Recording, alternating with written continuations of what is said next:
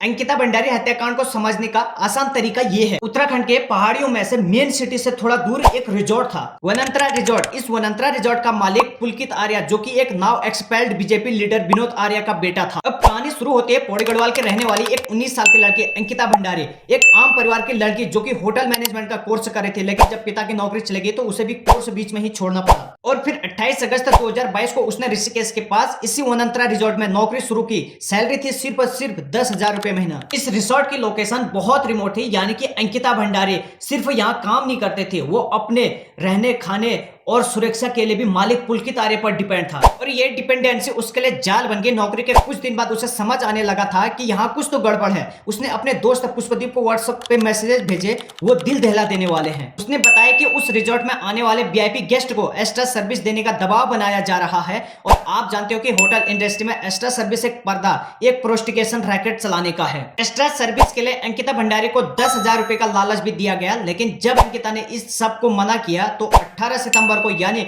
उसके ज्वाइन करने के एक महीने बाद, सब खत्म हो गया। इसी दिन रात करीब 8:30 बजे रिजॉर्ट का ओनर पुलकित आर्य अपने 2 मैनेजर के साथ अंकिता भंडारी को बात करने के बहाने से बाहर लेके गया। और इस डर से अंकिता रिजॉर्ट के काले कारनामे को पर्दाफाश न कर देगी, इन्होंने अंकिता भंडारी को चिल्ला कैनाल बैराज में धक्का दे दिया। और अपनी इज्जत और अपनी चरित्र के लिए पहाड़ की तरह डट कर खड़ी रहने वाले बेचारे 19 साल के रिसेप्शनिस्ट की नहर में डूबकर हत्या कर दी गई। अपनी फूल सी बेटी को बचा कर रखो, क्योंकि देश चलाने वाले नेता बे औलाद बैठे हैं। उन्हें किसी माँ का दर्द और किसी बेटी की चीख समझ में नहीं आएगी।